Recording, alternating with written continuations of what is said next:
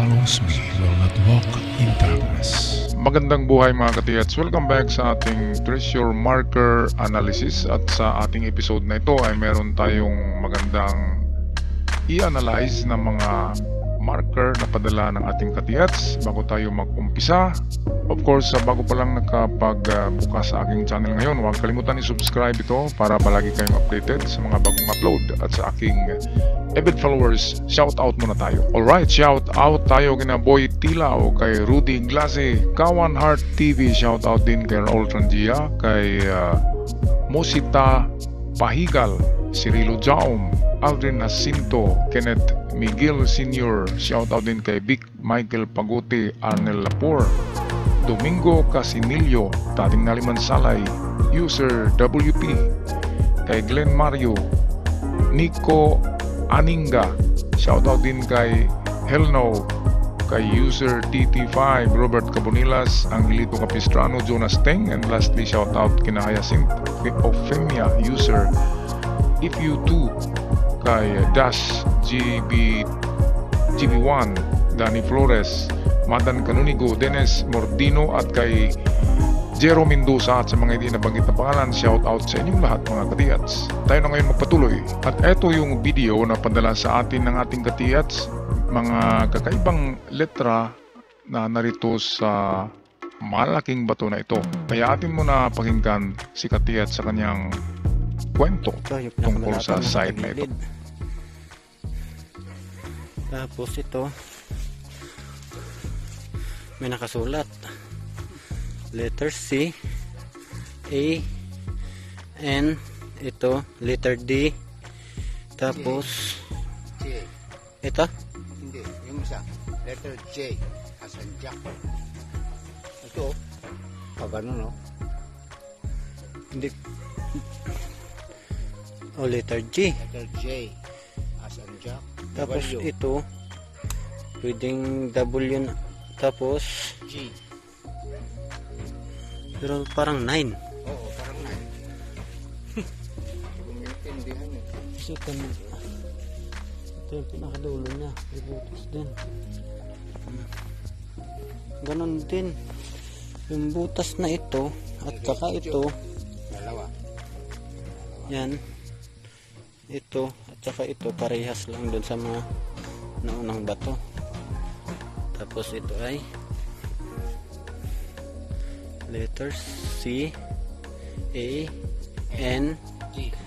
D, J, tapos iba yung pagka-J niya kasi may ganun. Hindi. Tapos ito W, ito iwan ko kung Maybe. anong ibig sabihin nito. Tapos yung kagaya nito, ito naman siya, magkapareha sila ng nakasulat. Ito klarong klaro, C pa rin. letter C ito, letter C, letter A, M, N. M pala ito. N. Tapos letter P, letter P, N, N. S sa taas. S, tapos may Letter S. N, S, tapos may guhit, tapos letter E ulit, Letter L. T, T. O. Ito parang ang pagka letter O niya is parang box na. Parang Camp Ato. Camp ato. Camp Ato. Tapos iyan nakaharap dito. Ito yung pinaka ano niya doon sa batong iyon. Yung parang lamesa. Yan. Tapos yung mga butas nito ay malalalim. Yan. Yung butas nito parang butas din doon sa nauna kong binidyohan. Yan. Tapos ito kanina yung sabi kong may guhit-guhit na, may arrow na pointed dun sa malaking bato sa baba. Tapos ito yung parang heart o diamond. Yan. Tapos dito raw ay nag-locate sila, tumunog dito na sign, dito na side. Yan, ito. Yan, dito, kaya binutas nila ito, tiniktik na. Binalak nilang sinsilin. Tapos ito, sulat din pala to. Sulat? Ito nga. Guhit. Hindi ko alam ano to.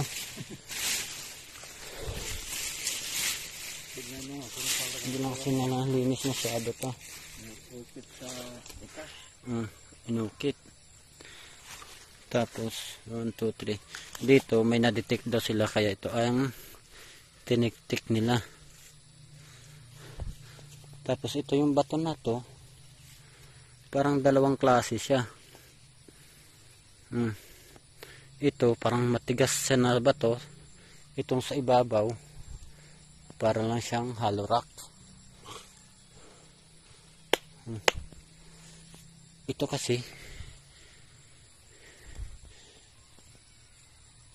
May natunugan. tigas niya. Tigas nito, parang semento siyang itinapal talaga.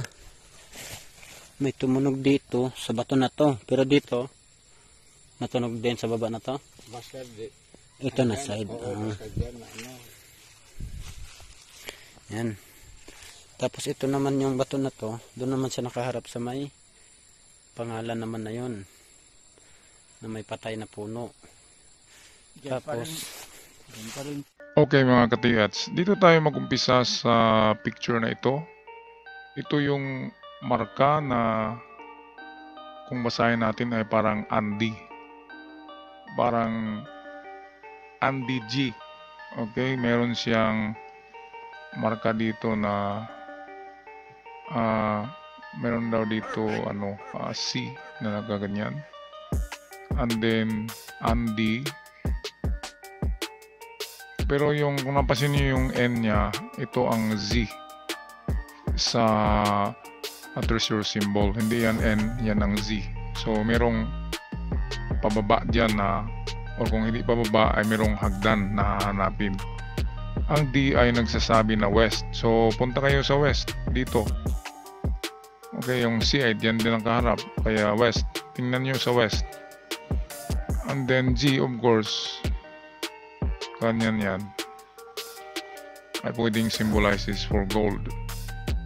Okay, so itong N na ito ang susi, kasi sa isa sa kaharap nito na bato ay nandyan pa rin yung Z na nagaganyan na parang N. Okay, so patuloy tayo. So ito yung kabuuan niya, Andy or Andy, or kung hindi yan N, yan ay EZDG. And then balik na naman sa parang W, pero ito pa rin ay Z. Symbol pa rin yan for treasures. Itong isa dito, ito ay direksyon. Okay, ano ba nga sa dulo nito? Parang may box ito. Box sign sa dulo. Ito yata yun. So box sign, nagsasabi siya na meron ngang treasure box. Okay, ang iba dyan, pag nakatingin dyan, akala nila pangalan ng tao yung isinulat dyan. Pag ganyan na pagkasulat na parang hindi sulat ng Pilipino, yan ay sulat ng Hapon. At merong kahulugan ang bawat isa niyan. Itong D, yan ay west. Kaya punta tayo sa direksyon ng west. Okay, kung makita kayong marker diyan, bato na parang hagdanan. Kung may nakita kayong ganyan na bato diyan, yan, na parang hagdan, ang hukayin nyo ay itong baba. Pinaka-last na step ng hagdan, yan ay lupa na. So yan ang hukayin. Kasi pabalik-balik yung Z sa katapat ng bato na ito ay mayroon na naman. So mayroon ngang hagdanan sa lugar na yan. In stairs. Okay, treasure in stairs. Kung hindi hagdanan, slope. Yung lupa na nagaganyan, parang nagaganyan na pababa. Kung meron diyan galing sa bato na ito papuntang west. So punta kayo sa west. Pag merong pababa na parte na slope na parang hagdan na rin pero lupa, yun, 5 meters lang galing sa bato na malaki. For itong minarkahan na bato, 5 meters galing dyan papuntang west ang inyong test dig. At kapag pababa ang lupa dyan, tama yung sinasabi ng Z na in the stairs, sa hagdanan, pero hindi nangahulugan na hagdan talaga ang hanapin natin, pero yung slope downward or parang hagdan. Okay, kung makikita ang Z inside the tunnel, yan na yung hagdan ng treasure bunker. Kapag nasa loob, nasa ilalim ng lupa, natagpuan ng Z na yan, kapag nagaganyan, yan ay symbol for stairs, yung parang mga Z na nagaganyan. At kahit yung parang N, parang nagaganyan, yan pa rin ay Z. Okay, so west, unang tirada natin. Ito yung camp at box. Ito, camp at box. Itong at, gold itong A, itong T ay tunnel. Merong gold box sa tunnel, ang kahulugan nito. So merong gold box sa tunnel. Ito yung gold sa kampo, kasi minarka talaga diyan na camp, di ba kanina? Camp, kung basahin natin at, pero itong T, of course, tunnel yan, sign for tunnel. A is for gold, square is for box. Ngayon, bumalik na naman dito ang Z. So meron ngang parang hagdan diyan na marker. Okay, hanapin nyo yung bato diyan na nagaganyan, na parang hagdan, or nagaganyan ba. Kahit saan nakaharap, basta hagdanan na bato, yun ang hanapin nyo. At ang ito, last na landing ng hagdan, kapag dito ka galing sa itaas papunta sa baba. Pangatlo, karamihan yan ay pangatlo na baitang ng hagdan ang hukayin. Pero kung dalawang baitang lang, sa pangalawa, mga katiyats. Okay, so nag-mention siya ng camp. So merong kampo diyan. At merong gold, sabi ng A, T, merong gold sa tunnel, box, merong treasure box sa tunnel. Okay, patuloy tayo. Ito yung harap ng bato na yun, yung may marka na at box. Your camp at box, yung ganyan na marka. Camp at box. Ito yung harapan niya. Mga 5 meters lang yan. So maganda din yan na marker. Okay, yung bato na sinulatan doon, wala doon ng item. Kaya kung ito'y nasa west, kung nasa west side ito na bato, ito na yung hinahanap natin na last pointer to treasure. Narito yung malalim yan na butas. Nakita nyo sa video. At mayroong horseshoe. Yan. So pwedeng dito sa baba niya, kasi nakita nyo to parang nagaganyan, nakasi yan, nagaganyan. And then yung itaas niya ay parang palanggana, di ba? Parang batya. So ibig sabihin lalagyan siya. Ang batya or baldi or palanggana, yan ay lalagyan ng mga damit at tubig. So kung sa treasure yan, ito na bato ay lalagyan. Okay, meron pang triangle dito. At kung lalagyan yan, pwedeng dito lang yan sa kanyang ilalim or dito na banda. Or literally, tingnan nyo to, baka siminto lang tong ibabaw. Pukpukin nyo yan, baka nasa loob lang ng bato na yan. Kasi ang bato na yan ay parang batya nga, nagaganyan siya. Gaganyan ang kanyang itsura. Basically, siya ay lalagyan. Kaya pwedeng may laman sa loob niyan. So meron na tayong dalawang prospect or suspect na nagtatago ng item. Okay, yung kanina sa hagdanan, kung meron man, at ito. Ngayon hanapin pa natin ng iba. Ito yung harapan naman ng yung bato kanina na parang batya. Okay, meron siyang guhit yan na malalim. At sabi kanina ni Ka-TH ay iba daw ang kulay nitong bato. Medyo maputi daw ito. At matigas. At itong itaas ay parang malambot na hollow rock. Kaya pwedeng ang semento ito na tinapa lamang dyan. Kaya tanggalin nyo itong semento na ito na bato. Baka mayroon ngang hollow rock treasure sa loob nitong malaking bato papunta doon sa loob. Kaya itong tanggalin nyo mga Ka-TH, ito na bato. At sabi nyo dito umiikot ang inyong locator, dito umiikot na portion. Okay, so pwedeng nasa bato nga. Ngayon kung wala sa bato, i-test nyo rin tong ano niya dito. Test dig nyo ng 2 meters kasi lupa lang naman yan, malambot yan, kaya 2 meters lang test dig. Okay, baka merong mga marka ito na bato na nabasag nyo.